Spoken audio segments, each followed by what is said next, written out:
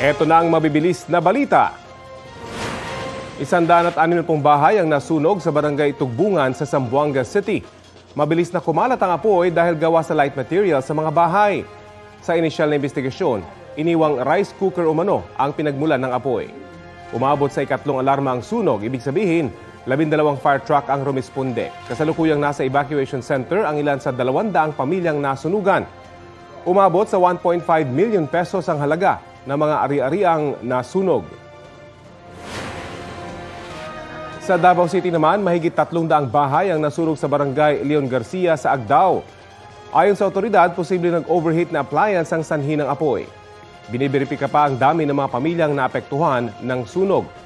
Nananawagan ngayon ng tulong ang mga residente na sa evacuation center area na muna tutuloy at magdiriwang ng bagong taon.